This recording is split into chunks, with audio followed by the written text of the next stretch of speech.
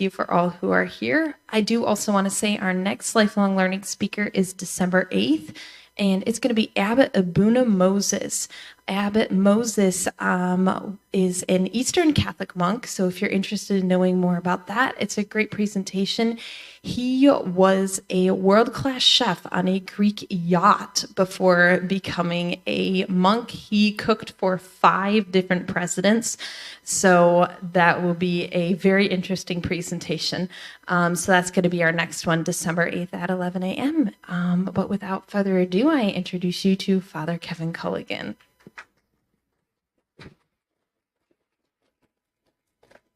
Well, thank you. I see all the young people left, and there's just us old folks left. Yeah. So we'll have a good time this morning, I hope.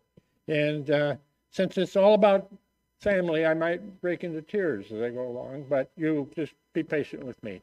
And so thank you for, particularly Grace Marie, for the invitation to come, and thank you for the introduction, and thank you for coming, all of you, today. This is really a first for me, but it's something that I've held deep in my heart a long, long time, and didn't think I'd ever have the opportunity to share or even put some of my thoughts and feelings together. But let's begin. Hey, Culligan man! Now, how many of you have either heard this on radio or seen it on TV or seen it in ads? Oh, okay, just about everyone. So just about everybody is familiar. Now, the next important question is, how many are Culligan customers? Oh, there's a few. Okay, all right, good. Well, for the rest of you, I'll be having application blanks, and I'll be around afterwards. So, well, thank you, and believe it or not, I just turned 89. And I mention this simply because this is the reason I have to sit down. I could probably only stand 5 minutes and I'd have to sit down anyway, so we'll start from the start sitting down. And I have to honestly say, this is au natural. Yeah, it's all natural, all the hair and the brown, and I just have to attribute it to good Irish Catholic genes. Yeah, but yes, this is a great privilege, and when we say, hey, Culligan man, I have to acknowledge, and am very proud to acknowledge, that my father, Emmett Joseph Culligan, was the original Culligan man. And he and my mother, Anna Bridget Harrington, good Midwestern Irish stock, if you can see, they bore 7 children together. And I am the youngest of them. And unfortunately, or fortunately, because I think they've all gone to God, I'm the only one left. I like to say I'm the last strip out of the faucet. And so all of my brothers and sisters have died. I'm the only one left in the family. My sister Kate was the last one. And Kate died a couple years ago at 98. And she was determined to be 100, but she didn't quite make it. So there's something left for me to do in life. If I can make it to be 100, I'll be very, very happy to do that. But anyway, they had 7 children, of which I'm the youngest. And a lot of times when people hear the name or hear that I'm associated with the Culligan family, they think, oh, you must be very wealthy. And I have to say, yeah, we are, but not quite in the way you think.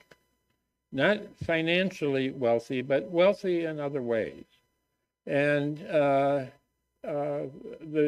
actually, we had a very comfortable home, at least. Well, we had several homes, actually, but and we even had a live-in Afro-American woman to help my mother with the cooking and the cleaning and the washing and all those things. And we even had a Japanese-American gardener who, I have to say, Leonora and Nakamura were very much a part of my growing up. And I have such deep indebtedness to both of them out of what they gave me from their tradition, you know, from the Afro-American tradition and from the Japanese tradition. I didn't know it at the time, but they were just tremendous gifts that I've absorbed, and I'm aware of that present in my life. And I have to say, our life at home was not extravagant, but it was very enriching. And enriching in the sense that there were always interesting people around, some priests, nuns, but business associates, people who came and wanted a loan from my dad. You know, it was just very, very, my mother was a music teacher, so there was music all the time. My father loved art, so we had art on the wall, and he loved wood carvings. And so we had wood carvings all around, and now, unfortunately, there's been distributed through his children and grandchildren, and they're still in the family. But travel, education, just so many wonderful things. And so we were very wealthy in a, you might say, a personal or a spiritual sense, not necessarily in a financial sense, although I'll tell you why as we go on.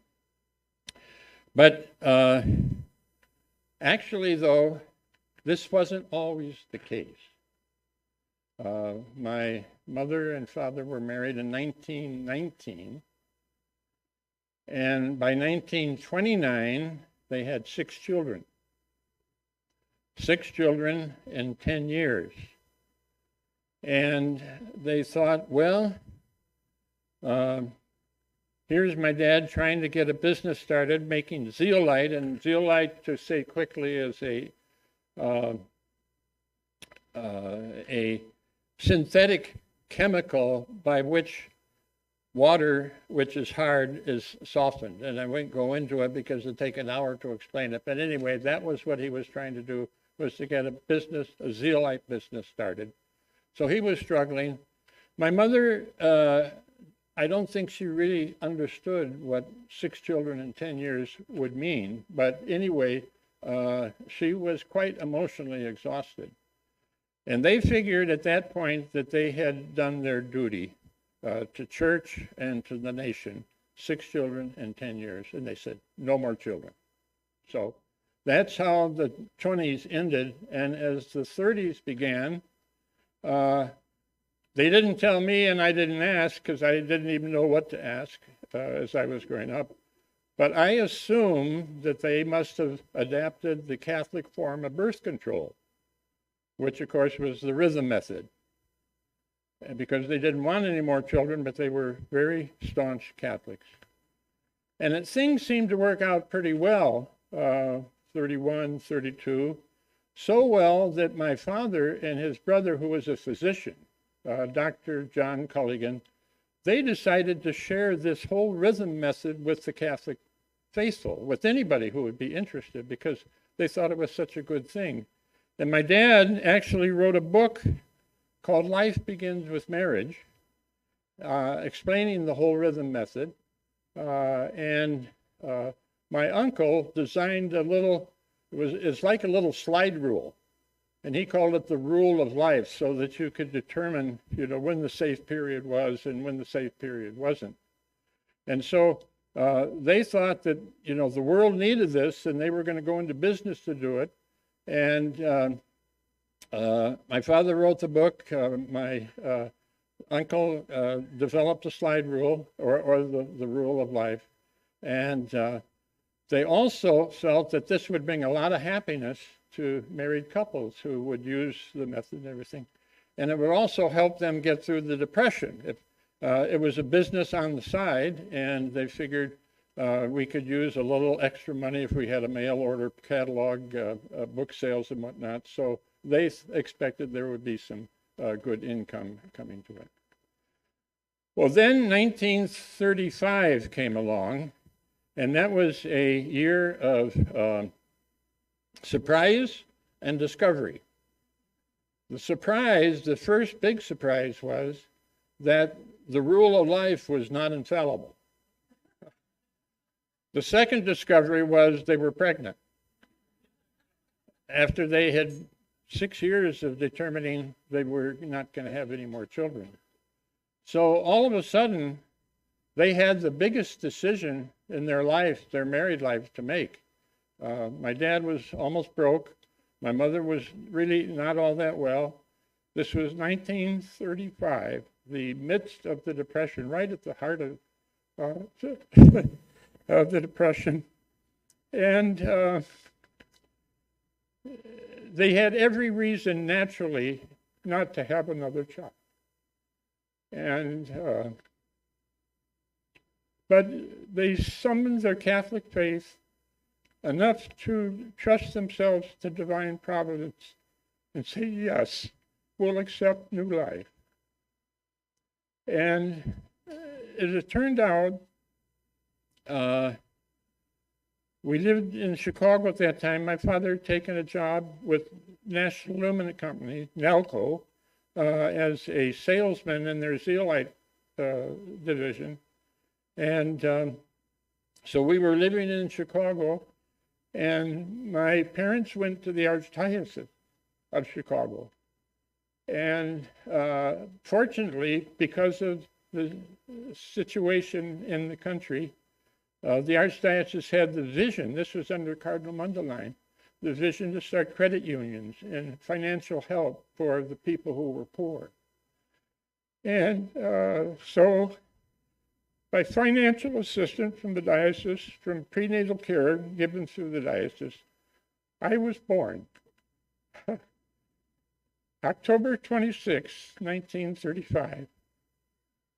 And I was born at Lewis Memorial Hospital, which was a maternity hospital in Chicago, which was part of the program. That's where you had to be born, whether you wanted it or not.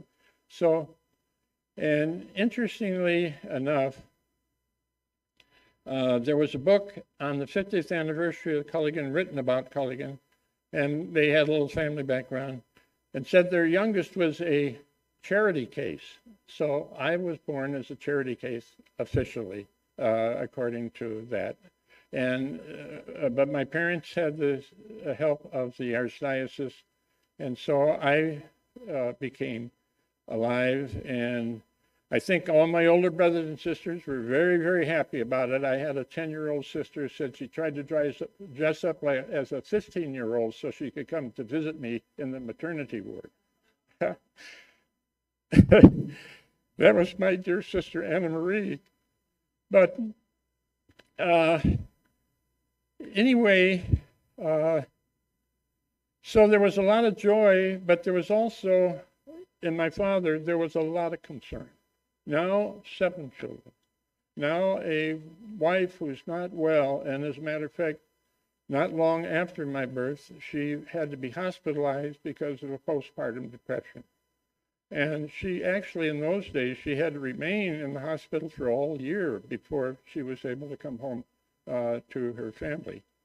So there were bills to pay. There was this business that was starting to make some progress, but, you know, who knows, in the middle of the Depression.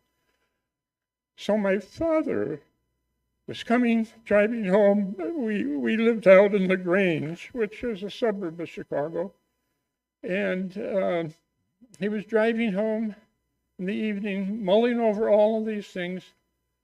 He stopped his car, surprisingly, got out of the car, went over to the side of the road, dropped to his knees, and began to pray. And what he asked God for was the grace to give up all of his ambitions to be a rich man, which had stimulated him so much throughout his younger life, rich men like Henry Ford or um, Andrew Carnegie or Andrew Mellon, and ask only that he be given, or that ask, excuse me, he asks for the grace to surrender himself totally and completely into God's hands to do what God wanted him to do, provided God would allow him to provide for his family. And that was his prayer. And he said, it came upon me, as he described it, suddenly. I hardly knew what was happening. But when I got up and I started the rest, he says, I knew things had changed. And actually, things began to change in 1936. I was born in October 35, and March of 36, he resigned his job as a salesman with Nalco, and he started Culligan, a Culligan zeolite company out in Northbrook, a suburb of Chicago. And he was, by this time, knew what he was doing, and he was able to sell quality zeolite at a much lower price than many of the competitors in the field at that day. So things just went real well for him.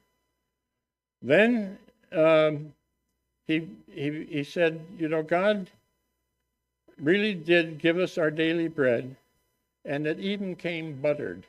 It even came buttered because not only did business start out pretty well, but then in 42, he signed a contract with the United States government. The war had begun, and the government needed silica gel as a compound to use to ship munitions and military items overseas so that they wouldn't rust.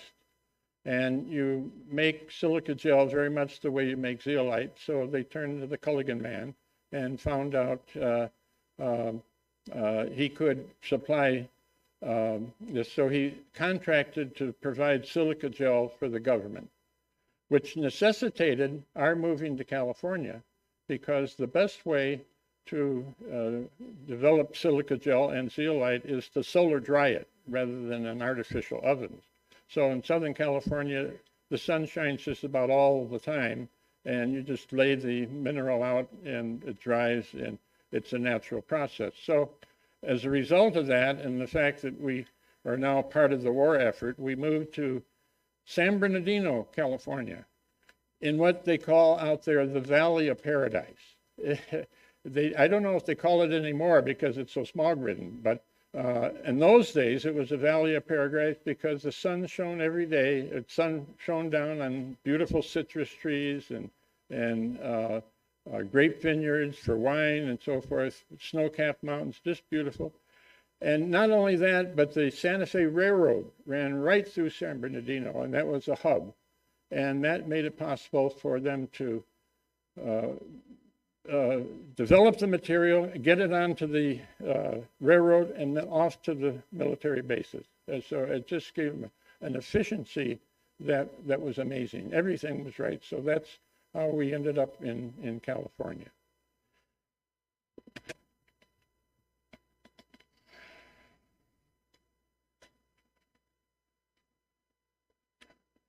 So that was a big break. The government actually helped fund some of the buildings that they need to build, and machinery and factory and everything.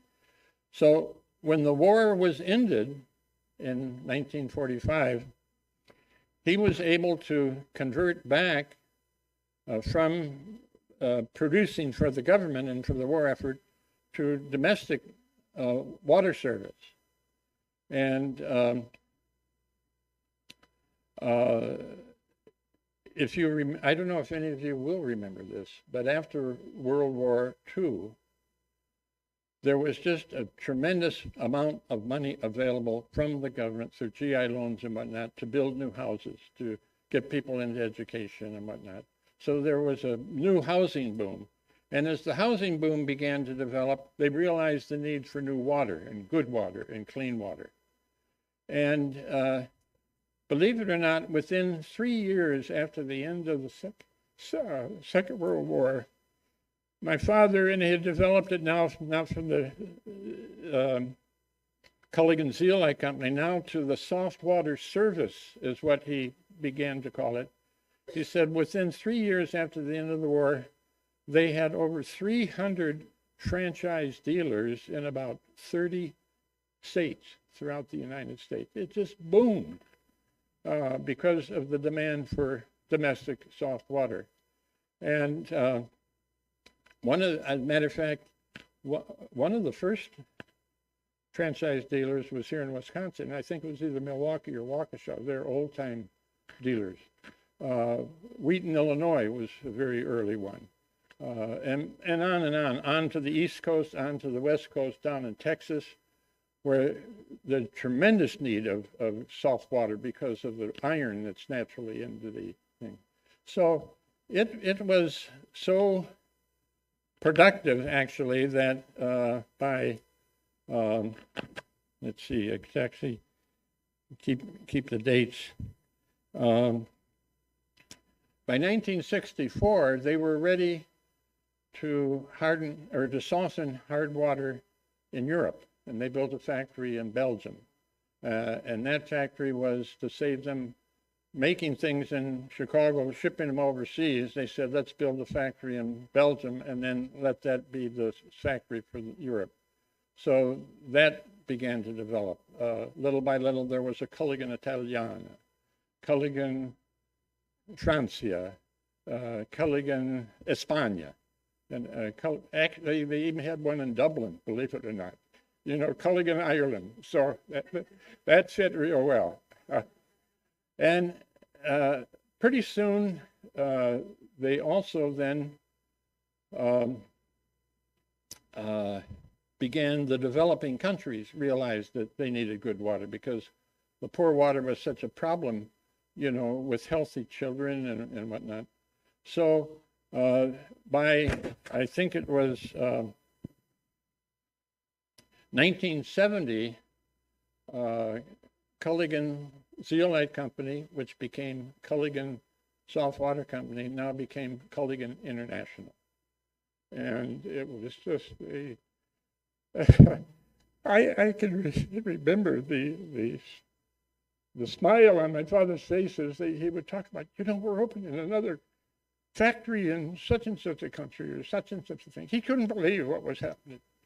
But he also believed that this was God's blessing.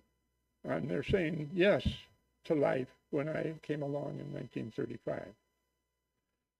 So the story could end there, but I have to tell you, 1958 was the magic year. Because in that year, people for the first time heard, hey, Culligan man. And they began this as an advertisement through radio, through television, through media and whatnot. And I just, the figure is astounding because once they introduced it, the sales skyrocketed. If you know if you recall it, if you've heard it, it's a kind of a harried housewife. And the feminists later on didn't like this. But anyway, the harried housewife who was calling out for help with her salt water or her water problems just captured the imagination of the whole country. And the sales figure, the year it started, Culligan made $4 million a year in sales. And in that time, it was pretty good for a small company like Culligan. In 1967, it went to 30 million. It's almost 10 times what it was. And that was all due to advertising. Just, hey, Culligan man, you know, it was on everybody's consciousness. Everybody, you know, was saying it. And so anyway, by that time in 1960, 69, they went on the New York Stock Exchange at $25 a share. And you would say, you know, the Culligan business had arrived.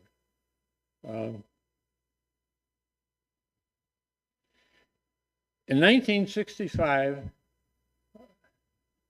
my My father retired due to ill health.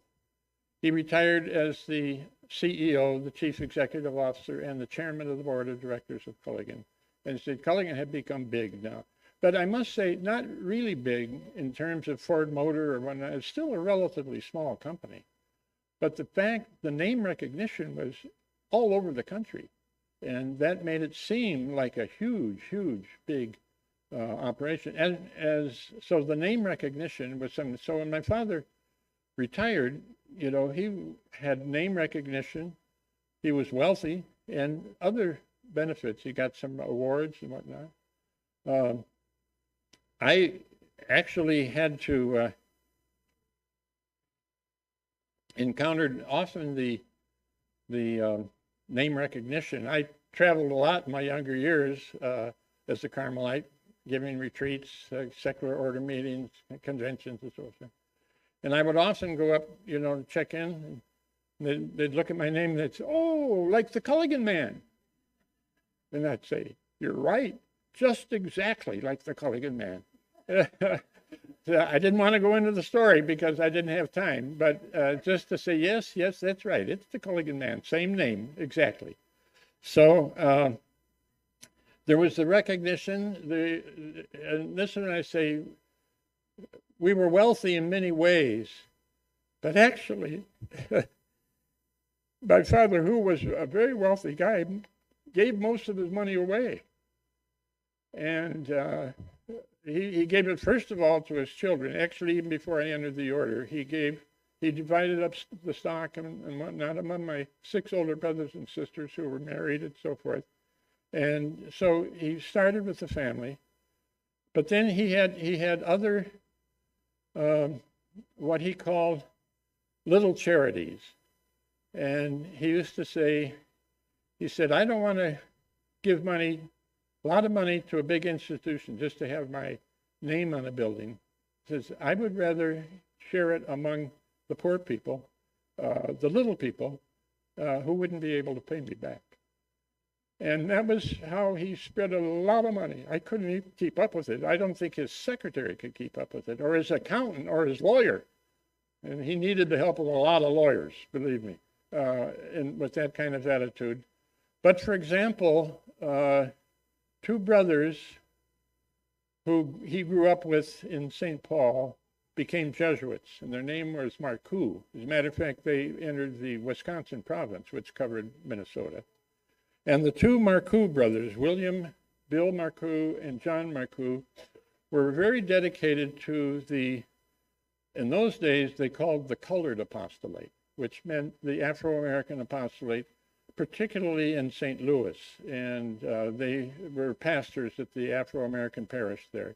Later, they started the Interracial Review, combined it with a man named John Lafarge, Father John Lafarge, who was a great leader in what they call in interracial affairs. And I don't know how much money he gave them, but he gave them a lot, so that they could sustain their operations in St. Louis, so they could get this magazine started and whatnot. And those were the kinds of charities that he liked to respond to. Nobody knew about it. And I dug it up out of the family archives to find out some of the correspondence. And when I told my brothers and sisters this, "I can't believe it," he said. "I know the money was going someplace, but I didn't know it was going to the Marcoux brothers." So anyway, that was the kind of charity that interested him. He thought, well, I started the Culligan International, maybe I could start something else. So he had a lot of entrepreneurial desires. He started a book company, mainly to publish the books he wrote on water and on religion, and then books his friends wrote who couldn't find a publisher. Says, "I'll publish it for you." And so Father Raymond, for example, the great Trappist writer, along with Thomas Merton. After Vatican II, Bruce, who was a Milwaukee company, stopped publishing because they didn't think it was au courant. And so Father Raymond was very upset. And he said, "They've stopped publishing my works." He said, "What am I going to do?" And he says, "I'll publish them for you." So Father Raymond wrote a book called Relax and Rejoice, which was to general Catholics to, after Vatican II, to say the church isn't falling apart. The church is okay, relax and rejoice because the Lord is still at the tiller. And my dad published that, and some of the things, his Culligan Book Company, after he died, was dissolved, and the inventory was picked up by actually, ultimately, TAN in Rockford, Illinois. And some of the books that he came out with years and years ago are actually still available through TAN, which is still going. But so he was publishing. He started something called Water Explorations. He had retired now. He lived in California. He knew the water problem of California. And he says to Ronald Reagan, who was the governor at that time, I'll help you. So he started searching for places where we could get water. Not only water, how you would soften water coming out of the ocean, plenty of ocean in California, and but how you could come it up out of the desert and drill for water and soft water. And because he was determined that there was lots of good water available, we just had to bring it up out of the desert and then make it available.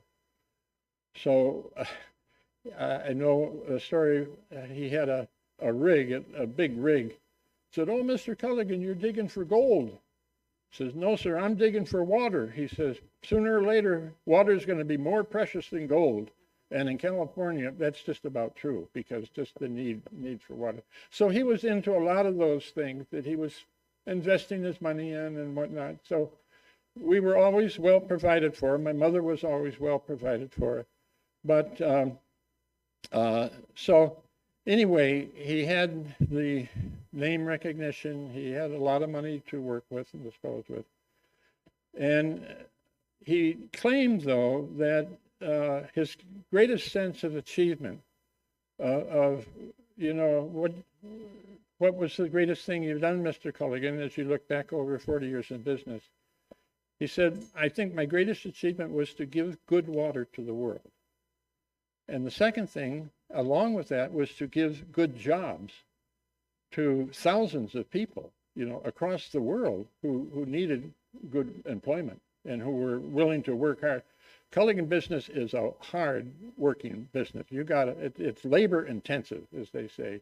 And all that goes into exchanging tanks and regenerating them and so forth and so on. But if you wanted to work hard, Culligan said, we'll put you to work. So he was very, very proud of that.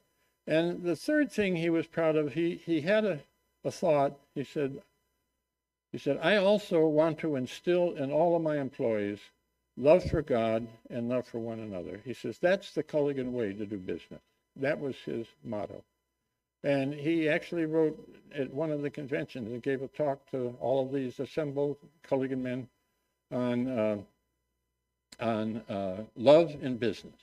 He said, "That's something that we don't think about very often." He said, "But I think if you love one another, you're going to have a good business." And it's worked out. We won't go into that. But anyway, so, and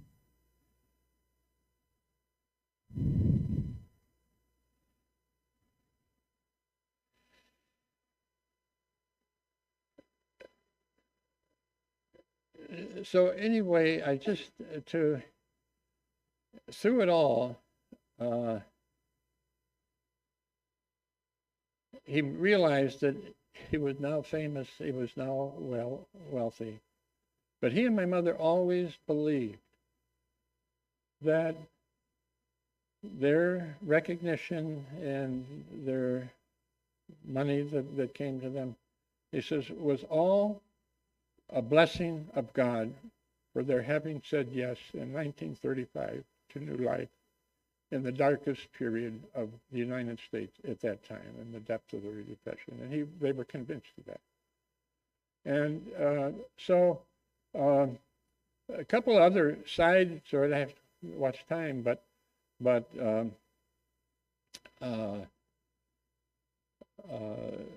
he was one of, there were four in his family. His older sister, who never married, and he had two brothers, both who became physicians. And between the three brothers, they had 21 children. And within a generation, they had almost 150 grandchildren. And Uncle John had 8. John had 5. Uncle Leo had 8. My dad had 7. And I remember very vividly after they had deceased, we had a family reunion of about 130 of us up at Gull Lake. If any of you know Gull Lake in Minnesota, I know you probably know Gull Lake in Minnesota. But my sister had a cabin there, and we took a picture of us all. They took a picture of us all around a hillside, everybody that was there. And I remember looking through that picture, and I says, "My God, there's a lawyer, there's a doctor, there are homemakers, there's husbands and wives, parents, there's businessmen, there's an architect, there's a musician, there's an incredible span of human activity, giving back to the American culture, of their resources, business, music, art, whatever." And that strikes me because we began, all 8 of my great-grandparents all came from Ireland, and they came from Ireland to survive the potato famine. And the tremendous risk, they either stay in Ireland and probably starve to death, or maybe tried to go out to the United States in what they used to call coffin boats. So many of them sank and they drowned.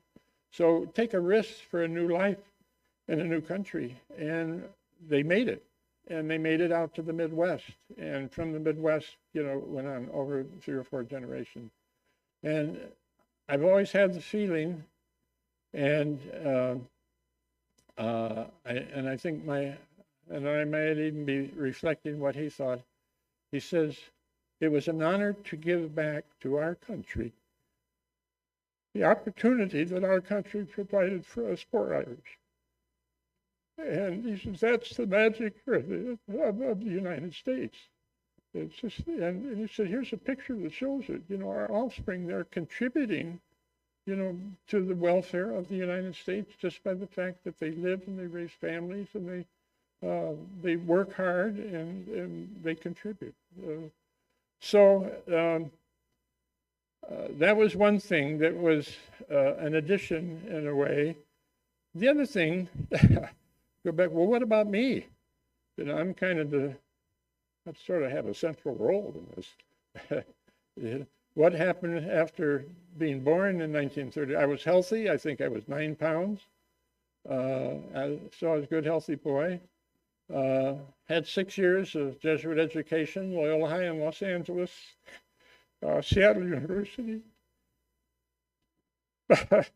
By God's grace, joining the Carmelites in 55, being ordained a priest in 63, and believe it or not, 60 years of having this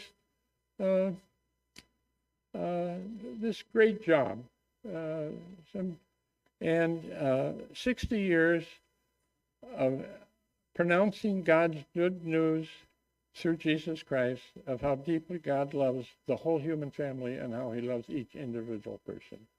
And having the opportunity to do that, it's a dream job. That's the word I wanted. It's really a dream job. Being able to do that for 60 years through preaching, through teaching, through Mass, just like Pierre Giorgio today's liturgy, Mass, homily. Fortunately, be involved in some of our ministries, publications, even having a chance to do evangelization in Australia and Africa and in Asia. So, and I have to say that I really have felt deep down that these joyous years has been simply my participation in the blessing that God gave my parents, again, for saying yes to life in a very, very dark and troubling period of the United States history. So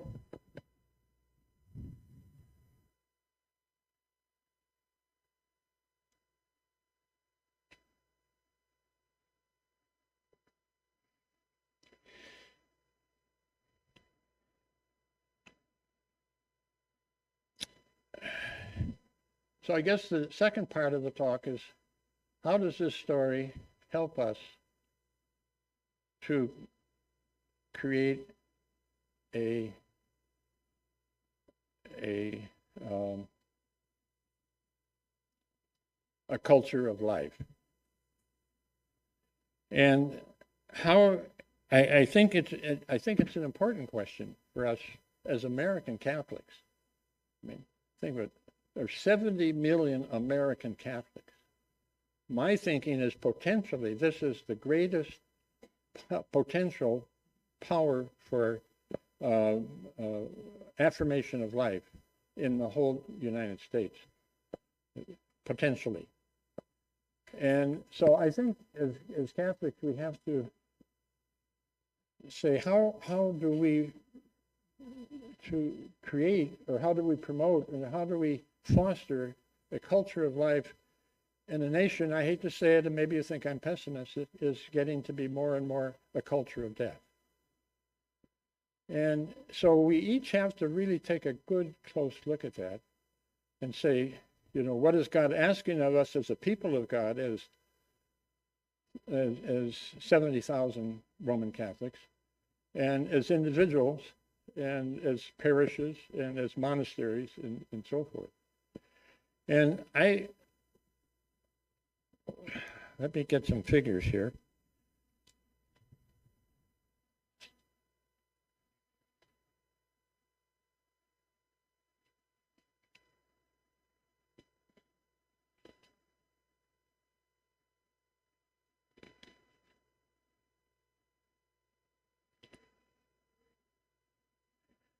You might question me saying our country is becoming more of a culture of death than of a culture of life, and that we need to recognize this and really try to respond to this as a Catholic community. I think that's the least that God would ask for us. It certainly is what the Pope John Paul II asked for us in his encyclical on the gospel of life.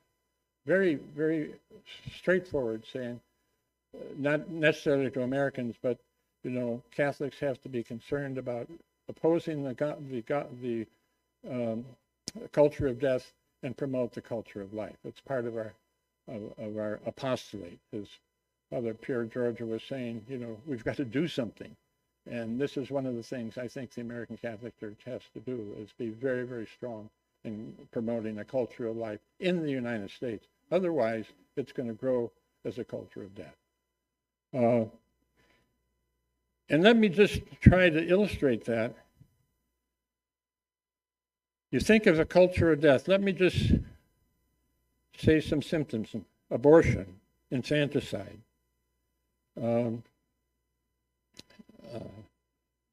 militarism, environmental destruction, euthanasia.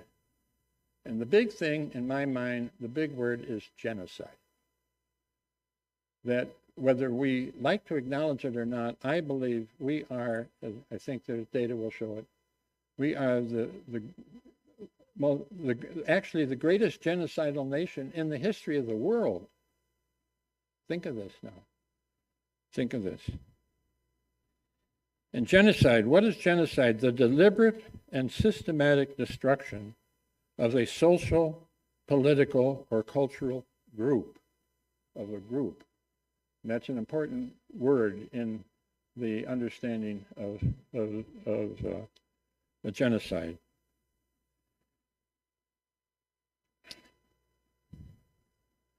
Now, when we think of genocide, we think of Nazi Germany, and that was a group of 6 million Jews and 5 million undesirable Gentiles. So 11 million people died as a result of the Nazi Holocaust. That's the classic historical genocide. Now, since Roe versus Wade, by comparison, since Roe versus Wade, that's just over 50 years, there is a cultural group within the United States which we call unwanted pregnancy. And I say this is a cultural group. We also identify them as the poorest of the nation's poor, defenseless, innocent, and yet vulnerable.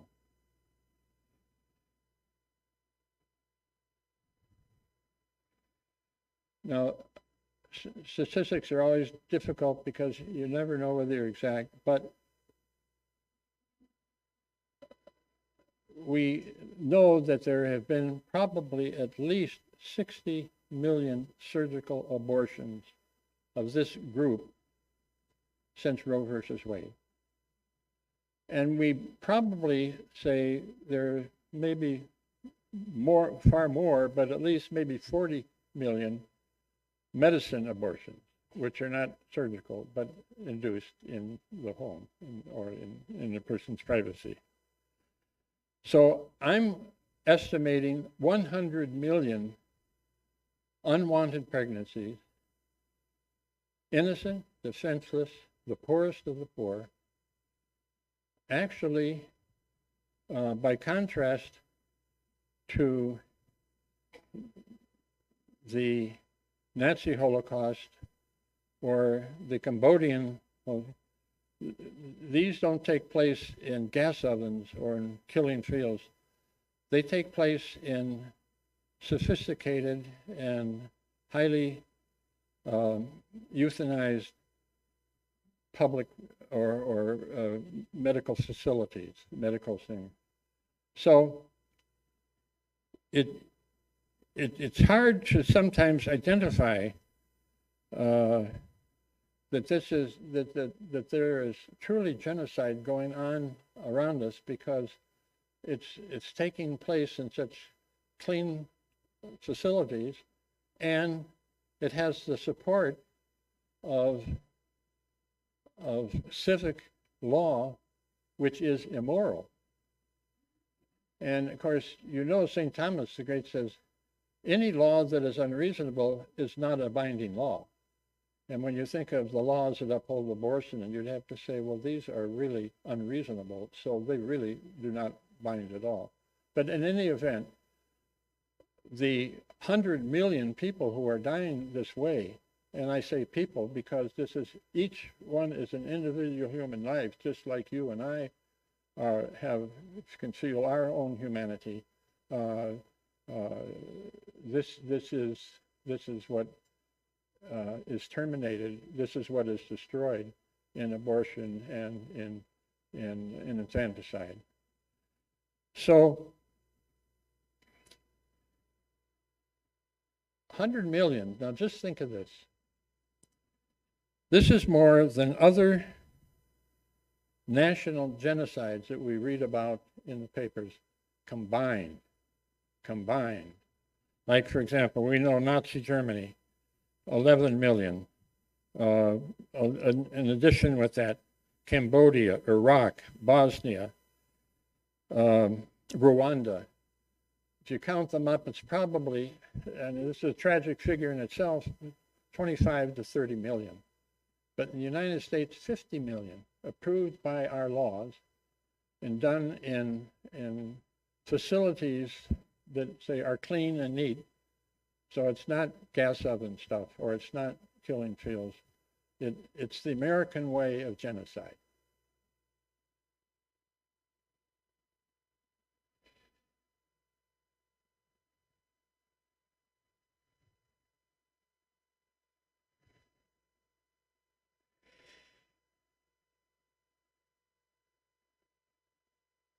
The interesting thing about this, though, it seems to me, is that even though it's not as gruesome as it is Nazi Germany or as, and it's so-called legal, it's still a crime. It's still a crime, infanticide. And it was designated a crime in the United Nations in 1944, just after, or excuse me, 1948, I'm sorry, just after the United Nations identified and declared this a crime, this actually the word genocide has just really came out of this time, and to describe what had happened in Nazi Germany. Um, uh,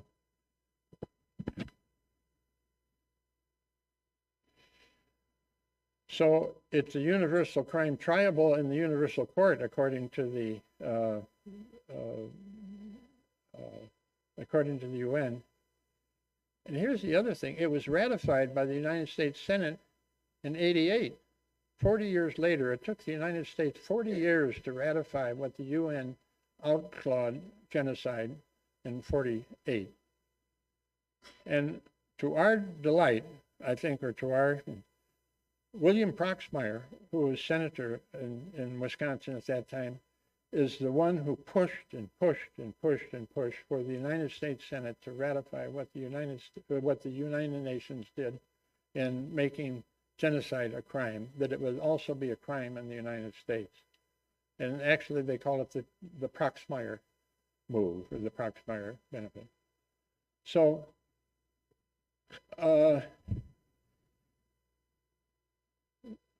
anyway, this immoral destruction of human life is a crime, and it has been. And that's why I think we can really say, you know, we're living in a very almost desperate culture of death when we condone the type of genocide that we know is itself a crime, even acknowledged by our own United States Senate. This is something I honestly think we have to wake up to as a Catholic community committed to fostering the culture of life. Or that's John Paul II, his terminology. The book of the Psalms says the valley of darkness. I shall walk in the valley of, even if I walk in the valley of darkness, no evil shall I fear, because you are there with your crook and your staff to help me. So, you know, I think we can envision that we in the United States, because of what is happening, live in the valley of darkness. And I think probably one of the ways to say it, and what is being lost, and unfortunately I think this is being lost in Americans, whether they're Catholics or whatever religion they are, is that we see birth as simply a biological process and not God's precious gift to his people, you know, to each family and to our country. In other words, we don't think of this anymore as God's gift to his people, the greatest gift that God can give to us. We just think of it as a biological function between a man and a woman and their offspring. And that's how we regard it. So the sacredness of life is being lost, I think, very much in the American culture. And again, I think as a community of believers in Jesus Christ, we're the ones who have to stand up for it. So you can dispute me, and I know, I mean, reading the literature, a lot of people say, oh, that's not genocide, that's something else. You know, it doesn't fulfill all the definitions of what they had at the United Nations. So this isn't genocide. Well, if it ain't genocide, it's mass destruction of innocent life protected by immoral laws. And that is something that I think every American has got to deal with in their conscience, particularly as a Christian community when we gather together in community. So what can be our response? In other words, if this is true, if this is symptomatic of the fact that we do live in a culture of death in the United States, what can we do about it as a Catholic community? And and our time is just about up, but I think of APA, not American Psychological Association, which I have to say, and I'm very proud that I'm a retired member of, believe it or not.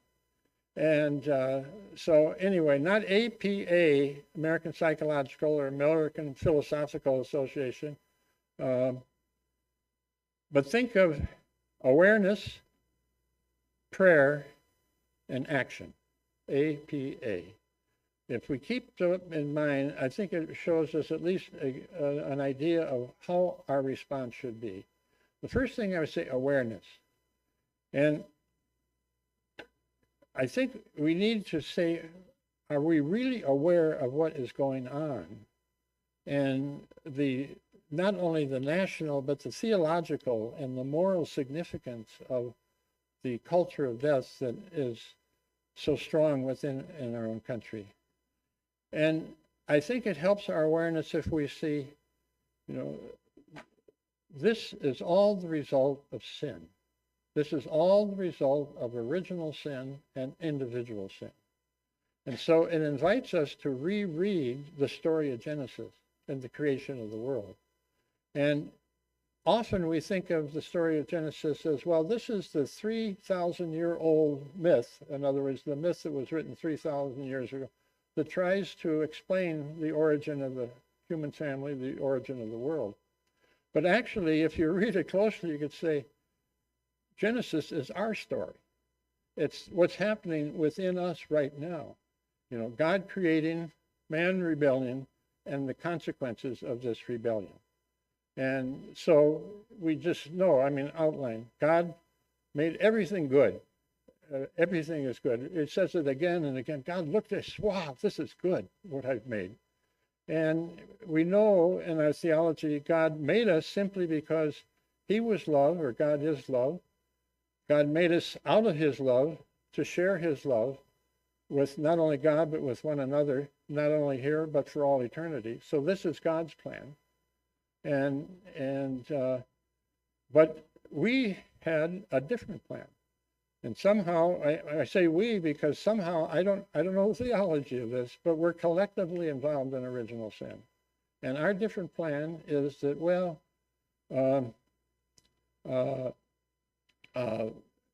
God maybe doesn't know the whole story, so we'll do it our way. And we won't obey the plans that God had for this good world, this loving world, and we'll just go our own way, do it our own way. And what does it lead to? And this is the story of Genesis. It leads to chaos. It leads, unfortunately, to violence. And this is why the story of Cain and Abel is so important for us when we're thinking about life. That when we disobey God's laws, we end up in doing violence to one another. And that's exactly what's happening in the culture of death. So we can see then that the journey from a culture of death, which we can see in the United States, to the culture of life, is a journey from sin to obedience to God's law, from violence to love. And this is how, it's going to happen. It's not going to happen by wishing it. It's going to happen by praying for it. And this is the second thing that I think is important, is there's the awareness of what really is the cause of a culture of death and what prayers can we bring forward. And I think there's two prayer stories in the New Testament that really enliven us, or can be a source of life to us. The first, we have to pray for ourselves. In other words, we need all of us to come before God and say, Lord, be merciful to me, a sinner. And we know in the story, Jesus said that was the one who went away more justified rather than the one who enumerated all of his virtues. And we have to pray for ourselves, first of all, because sin, our sin, is what fosters a culture of death. And so we have to ask God to be forgiven for our sin, and we have to imagine that a sinless life for each of us is possible. Sometimes we think, oh, that's for St. Teresa of Lisieux or Teresa of Avila. That's for each of us. Each of us is called to a sinless life. And I think we have to imagine that a sinless life is possible for each of us, regardless of whatever sins we struggle with. And I say we have to imagine it because Jesus died on the cross for us. Jesus sent the Holy Spirit to help us. We have the 7 sacraments.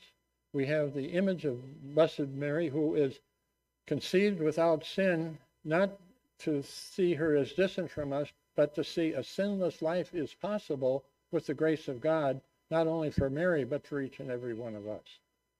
And so thinking that way is probably the most important contribution we can make to establishing a culture of life in life, is to live without sin, particularly not to descend to violence in order to solve personal and social problems. And that, I think, is what we have to say, Lord, be merciful to me, a sinner. Before we think about anybody else, we have to think about ourselves as how we cause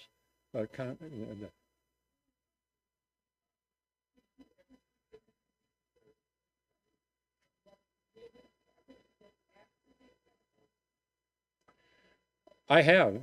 I'll mention this in a minute or two. And let me just, so the first one, I mean, when we say prayer is a way in which to foster, we have to first of all pray for ourselves and recognize how sinful we are and how we need to be forgiven, and that's possible. God has made it possible. The second prayer that it's important, and it comes right from the Lord, Lord, forgive them, for they don't know what they're doing. And this, I think, is our responsibility to pray for those who, for whatever reason, want to have an abortion, or those who facilitate abortions, or whatever, whoever are involved in abortion, to simply, Jesus prayed from the cross, believe it or not. I mean, this is where he said, Lord, forgive them, for they don't know what they're doing. And I think that's the prayer that we can make our own as we pray for those who are having abortions or helping to have abortions, whatever the reason may be. As we know, and this hopefully will approach your question, is many reasons that people have abortions are from tragic situations.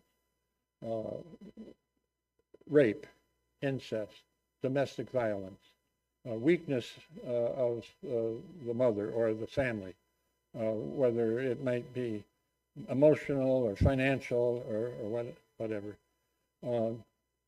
It is these reasons that people say, for these reasons, abortion is required, necessary, recommended.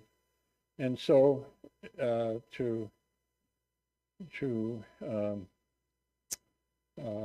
these reasons.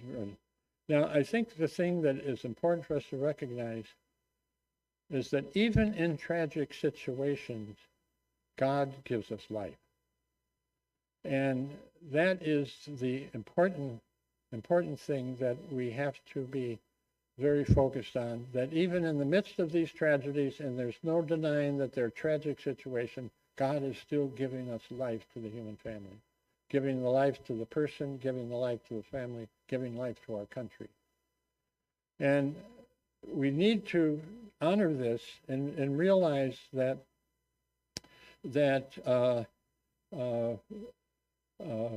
we can embrace this life, knowing that if we do embrace it, God will bless us, even if the worst happens to us. And by the worst in the situation of abortion, even if the mother dies, or even if the child may be compromised physically or emotionally their whole lifetime. This is still a blessing of God because it's a blessing of life, even though it has come in certain circumstances. And if we trust in God's care and providence for us, he will bless us. And he will bless us in ways that we can't even imagine. And he won't bless us necessarily the way he blessed the Culligan. But there will be a blessing when we affirm life in the midst of death. And the blessing will come. And I just can assure you, one family comes to mind. They had a very deprived child. It was their last of 8 children. The other 7 were very healthy.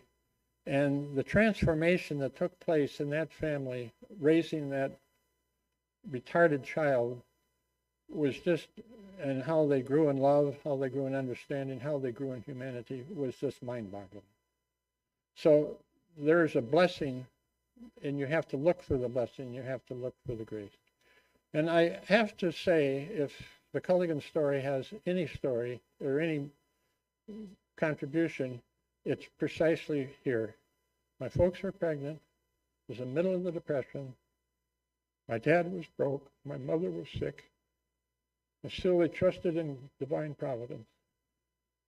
And new life came. And they were blessed in the new life. They were blessed in their life.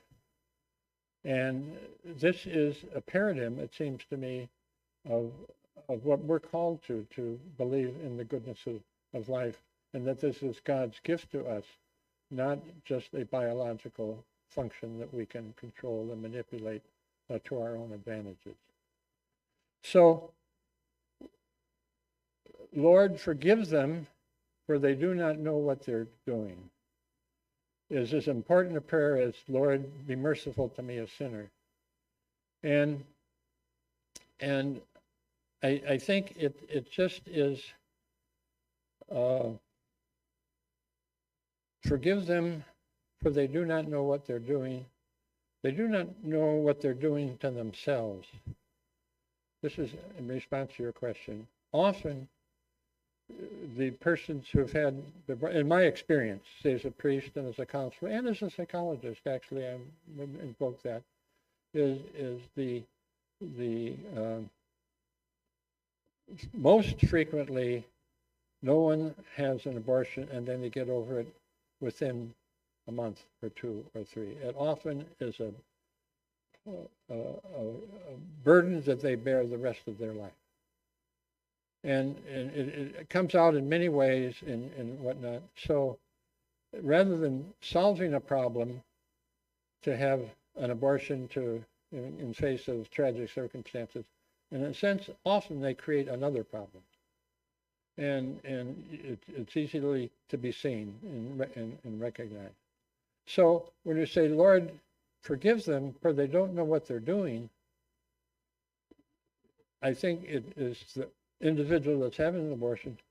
And the other thing is, we don't know what we're doing to our country through an abortion. I mean, just think of it. 100 million deaths of American citizens who could have made contributions to the American way of life.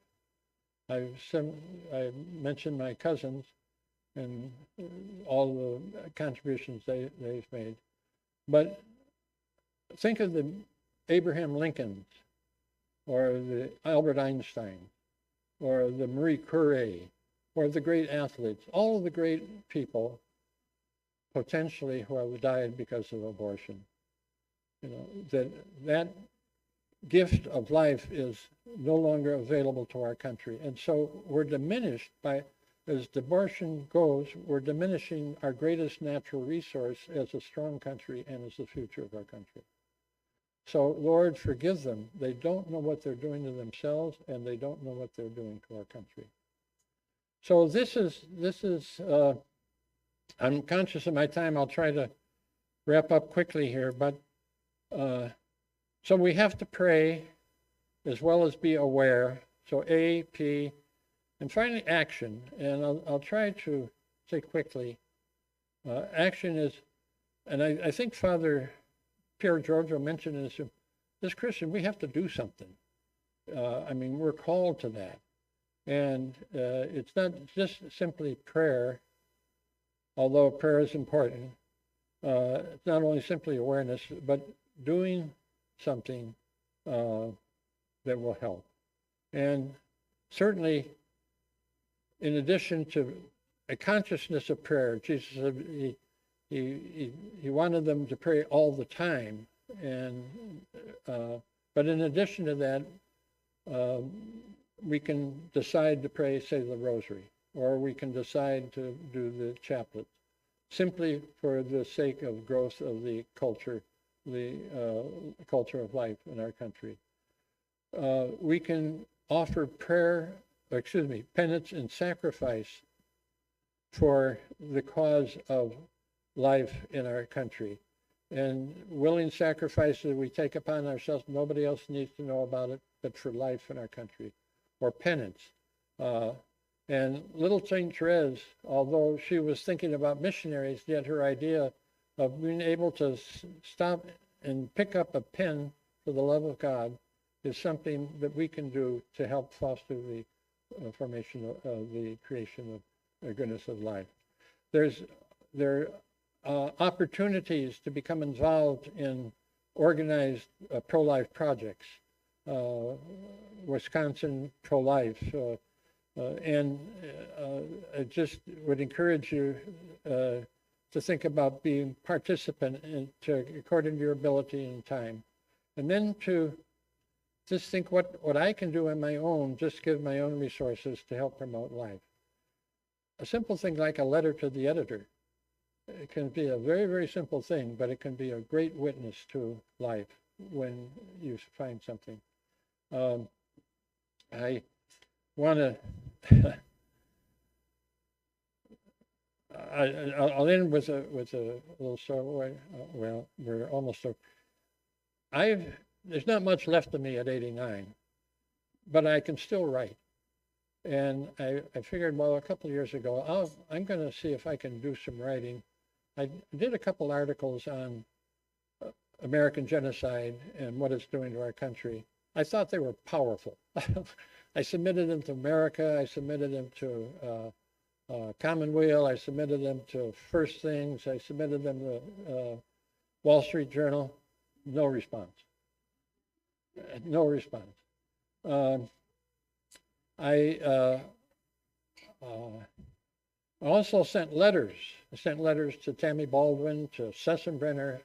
I said, you know, I think I would like to recommend as a citizen of Wisconsin that the Senate investigate the reality of the crime of genocide in the United States. And I got a nice form letter back from Tammy, but I didn't see any action. I actually even wrote letters to the bishops, and I said, and I proposed, and you might think this is way over the top, I said, the United States Catholic Conference, in my opinion, would get far more distance in their pro-life activities if they would move to indict the United States government before the World Court on the crime of abortion, or the crime of genocide. No answer. See, I think Americans are afraid of even thinking about genocide, because what comes to mind is Nazi Germany. Well, we're not Nazi Germany. Yeah, we're not. What comes to mind is the killing fields. We're not Cambodia. We're not. But look at what we are and what we do and how we treat the most vulnerable in our own life. So this is the thing. I think they're very uncomfortable, Americans generally, about acknowledging that since Roe versus Wade, we might say at that time we were pretty much of a compassionate and a legal, law-abiding country up until present time, where we've become the capital of genocide in the whole world. It's just a remarkable 50 years when you think of what has happened. So I want to end there. I know I'm over time. I hope there would be some questions. Maybe if you don't mind, if you have questions, taking a few extra minutes, then let us say we'll be out of here by 12:30. But I really, again, appreciate the opportunity to share this with you, because it's very personal, but I think it's very appropriate to what we as American Catholics need to wake up to that's happening in our country and how we can respond to it. So thank you for your attention. And do we have any questions? I see a question right back there. Pardon me? Believe it or not, he said, why don't you be a Jesuit? You know, who are these Carmelites? So I kind of mystified him when I came home. He was hoping, both my parents were actually, they were hoping that at least one of their children would go off to be a nun or be a priest. My brother, my older brother Jude, actually went off to the Trappist and spent 2.5 years there as a brother, and then left the Trappist. And I was just about thinking about joining the Carmelites at that time, and I remember my dad saying, "Now, Jude's got to do his own thing, and don't let his decision influence you," because he knew I was thinking about religious life.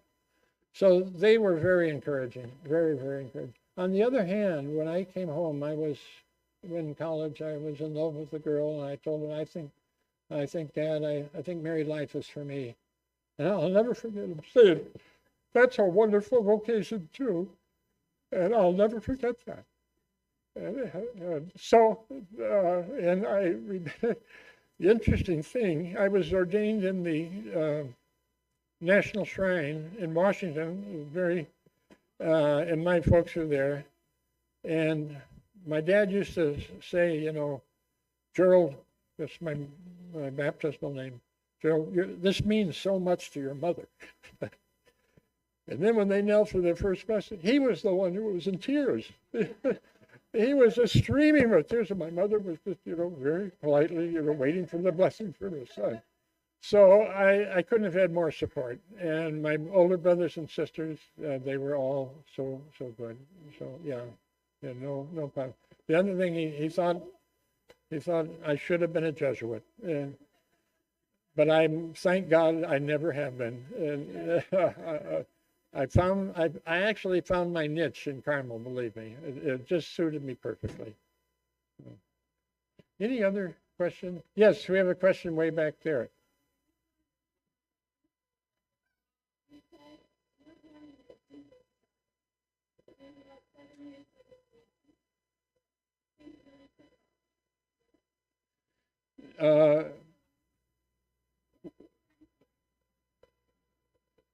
Well, actually, things started to change when they signed the government contract.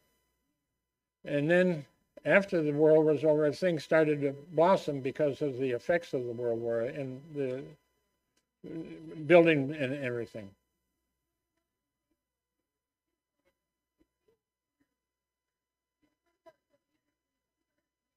Yes.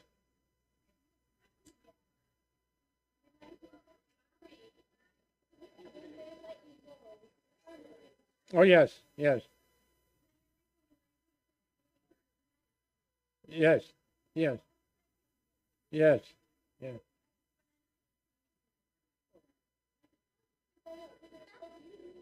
yeah, yeah, yeah, yeah, yeah, yeah,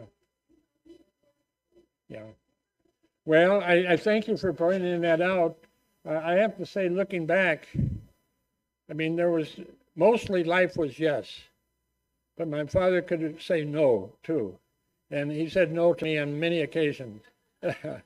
But I think it was all in interest of what he felt it was to be born and raised and grow up as a good Roman Catholic with an Irish Catholic tradition. And so no was a word he never forgot. But on the other hand, I mean, I have to say, after they said yes to my birth, hopefully that was one yes right after another. I mean, from Culligan Zeolite to Culligan Softwater to Culligan International to Hey Culligan Man, it just kept growing and growing and growing. And so thank you for observing that. Any other questions? I know.